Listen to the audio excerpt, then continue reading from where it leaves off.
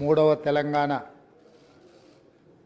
శాసనసభ యొక్క సభా అధ్యక్షుడిగా గడ్డం ప్రసాద్ కుమార్ గారిని ఈ శాసనసభలో కాంగ్రెస్ పార్టీ, భారత రాష్ట్ర సమితి, అదేవిధంగా సిపిఐ, ఎంఐఎం పార్టీలు ప్రత్యక్షంగా మద్దతు పలికి ఏకగ్రీవంగా ఎన్నిక కావడానికి, అదేవిధంగా భారతీయ జనతా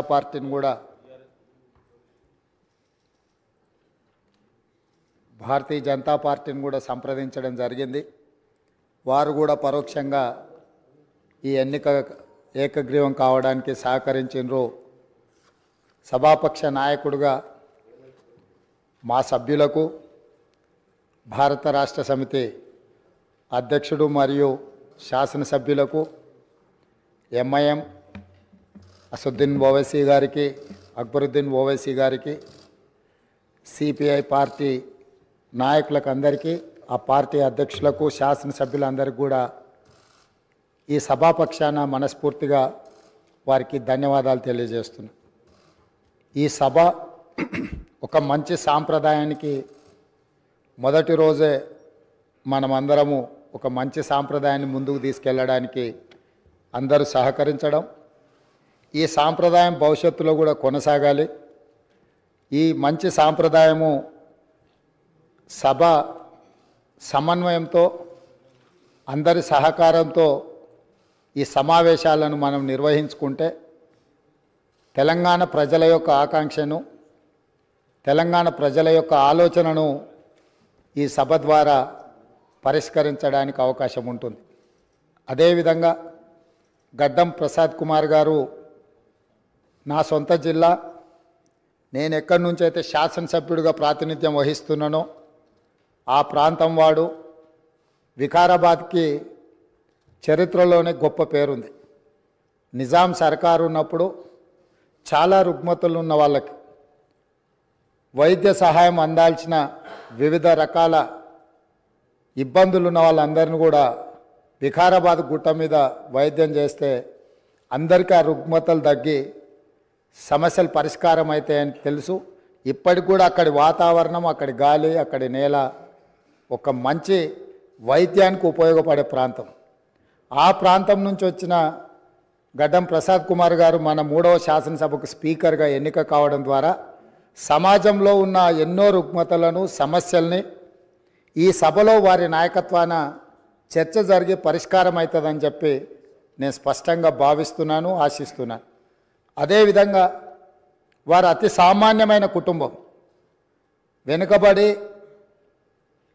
చిన్న వయసులోనే తండ్రిని కోల్పోయి కుటుంబ బాధ్యతను తీసుకొని 8 మంది సోదరీమణుల మధ్యలో ఒక్కడుగా చిన్న వయసులోనే కుటుంబ బాధ్యతను భుజాల మీద వేసుకొని 8 మంది ఆడపడుచులను సమన్వయం చేసుకుంటూ సమాజంలో కుటుంబం యొక్క గౌరవాన్ని నిలబెడుతూ ఏ లోటు రాకుండా సోదరీమణులందరినీ కూడా ఈ రోజుకు, ఆ రోజు నుంచి ఈ రోజు వరకు సమన్వయంతో ముందుకు తీసుకెళ్తున్నాడు. అంటే ఉమ్మడి కుటుంబం ఎలా ఉండాలి, ఉమ్మడి కుటుంబంలో కుటుంబ సభ్యులకు ఉండే సమస్యల్ని వాళ్ళు అడగకముందే గుర్తించి పరిష్కరించడం తెలిసింది అని అంటే ఈ శాసనసభ కూడా స్పీకర్ గారి కుటుంబం. మనందరం కూడా వారి కుటుంబంలో సభ్యులం. అది ప్రతిపక్షమో, పాలకపక్షమో, విపక్షమో అనే విభేదాలు లేకుండా సభ్యులు అంటే ఈ సభ యొక్క సభ్యులు. ఆ సభ్యులు లేవనెత్తే అంశాలను, వారు లేవనెత్తిన అంశాలలో ఉన్న లోతును దృష్టిలో పెట్టుకొని తప్పకుండా స్పీకర్ గారు ఆ సమస్యలకు పరిష్కారం చూపిస్తారు.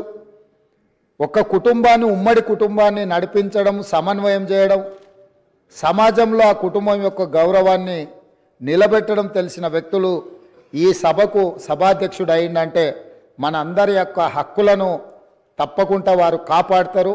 అదేవిధంగా వారు రాజకీయ ప్రస్థానం, స్థానిక సంస్థలు ఒక ఎంపీటీసీగా వారి రాజకీయ ప్రస్థానం మొదలయ్యి అక్కడి నుంచి వారు ఎంపీపీ అవ్వడం, 2008 ఉప ఎన్నికలలో శాసనసభ్యుగా ఎన్నికవడం, 2009లో తిరిగి వారు శాసనసభ్యుడిగా ఎన్నికవ్వడం, తర్వాత వారు మంత్రిగా సేవలు అందించడం, హ్యాండ్లూమ్ వీవర్స్కి వాళ్ళకున్న లోన్లు కానీ లేకపోతే వాళ్ళ సమస్యలను పరిష్కరించడంలో క్రియాశీలక పాత్ర పోషించడము, వారు మంత్రిగా ఉన్నప్పుడు వికారాబాదును శాటిలైట్ టౌన్గా గుర్తించి కీర్తిశేషులు పెద్దలు జైపాల్ రెడ్డి గారు అర్బన్ డెవలప్మెంట్ మినిస్టర్గా ఉన్నప్పుడు ఢిల్లీకి వెళ్ళి వారితో మాట్లాడి వికారాబాద్ పట్టణాన్ని శాటిలైట్ టౌన్గా గుర్తించి 2200 కోట్ల రూపాయలు మంజూరు చేయించి అక్కడ అభివృద్ధి కార్యక్రమాలను ముందుకు తీసుకెళ్ళి ఆ రోజు వారు అక్కడి ప్రజల యొక్క సేవలో వారు ముందున్నారు. అదేవిధంగా అక్కడ మెడికల్ కాలేజ్ కావాలని వారే ఆ రోజు ఆ ప్రతిపాదన తీసుకొచ్చి ఈరోజు మెడికల్ కాలేజ్ మంజూరు అయింది. ఇంకా స్టాఫ్ ఇతర అంశాలు కూడా కొన్ని ఉన్నాయి.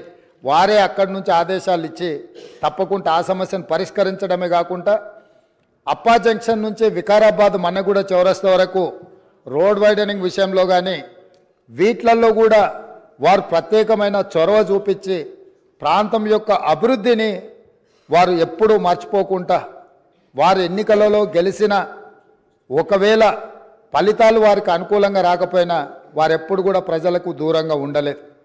కాబట్టి ఈరోజు గడ్డం ప్రసాద్ కుమార్ గారు లాంటి వ్యక్తులు సునిశ్చిత దృష్టితో, సమస్యల అవగాహనతో, సభ్యుల సమన్వయంతో ఈ శాసనసభను వారి నాయకత్వంలో మనందరం ఒక ఆదర్శవంతమైన శాసనసభగా నడిపించడానికి వారి పూర్తిగా మన అందరికీ దశ దిశ నిర్దేశిస్తారు.